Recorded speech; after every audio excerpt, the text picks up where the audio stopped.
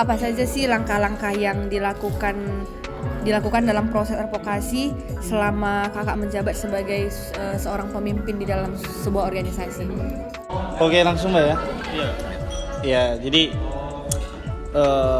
pertama bahwasanya advokasi itu kan kegiatan mengkomunikasikan, mengkomunikasikan ya untuk mempengaruhi atau memberikan pandangan terhadap kebijakan itu untuk mendapatkan suatu dukungan. Misalnya ada korban atau ada yang perlu diadvokasi kan, tentunya untuk mencapai tujuan itu. Terus langkah-langkah yang dilakukan dalam proses advokasi itu kan Bagaimana cara kakak sebagai seorang pemimpin mengadvokasi isu ataupun kasus yang ada di dalam organisasi yang kakak pimpin?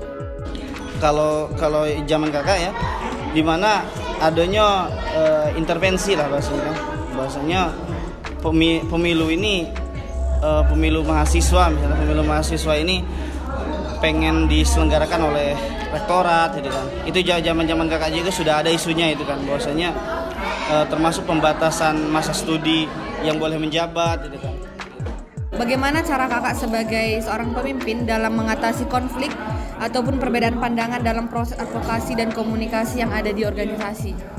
Ya, jadi kalau di organisasi mengatasi konflik ya, khususnya mengatasi konflik, ya namanya beda kepala, beda isi ya kan, beda pengalaman, beda kondisi, beda situasi. Yang namanya konflik itu sebuah keniscayaan sebetulnya. Gitu. Bahkan akan dipertanyakan sekali kalau sampai organisasi itu adem ayem gitu kan. Bayangin kalau plat yang kalau bisa sidang sepakat, tuk plat yang dakate. Kalau kita proses advokasi, perbedaan pandangannya kan ada di sana unsur personal tadi yang sudah dijelaskan. Ketika mengadvokasikan itu bukan urusan satu organisasi gitu, ada beberapa lembaga di situ. Nah, acap kali beberapa pimpinan organisasi ini memiliki pandangan yang berbeda. Nah, itu yang pertama. Yang kedua, pandangannya kita mau mengadvokasikannya misal kepada siapa. Soal tadi contohnya UKT. UKT ini kan yang menjadi Bagaimana cara kakak sebagai seorang pemimpin membangun citra dan reputasi organisasi melalui proses komunikasi? Citra kita tuh atau reputasi kita bakal berjalan ya ketika apa yang kita sampaikan di media, apa yang kita kampanyekan itu kita lakukan, itu terjadi gitu. Bukan hanya janji-janji baik ibaratkan gitu.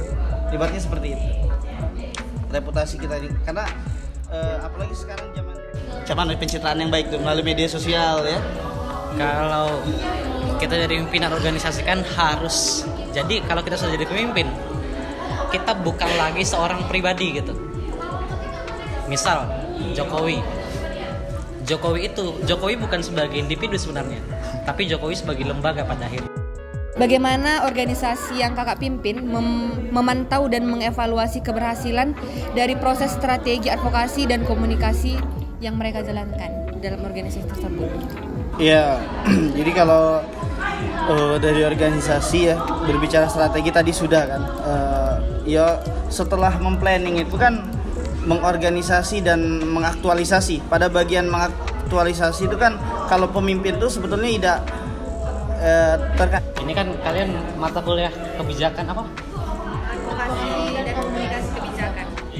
Kalau kita lihat dari formulasi pengambilan kebijakan kan, setelah di sana kita menyusun formulasinya, kita juga harus menyiapkan standarisasi keberhasilan sebenarnya.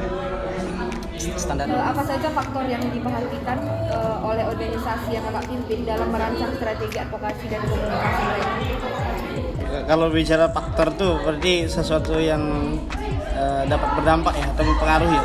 Jadi kalau berbicara tentang merancang strategi dan seterusnya yang awal-awal, pastinya kita jangan sampai kita salah dalam menentukan PJ lah pastinya. Menentukan orang-orang. Bagaimana organisasi yang kakak pimpin menentukan target audiens untuk advokasi dan komunikasi? Dalam menentukan target audiens, ya misalnya kakak dalam ranah DPM kemarin sempat mengadvokasikan tentang perubahan undang-undang pemilu mahasiswa.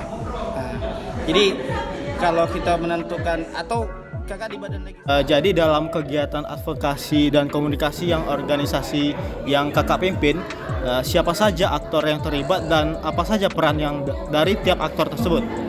Gitu. Contohin saja di tahun 2021 sampai 2020 kemarin di Unsri ada pengadvokasian kasus pelecehan seksual di sana. Nah, aktor-aktor yang terlibat di sana banyak.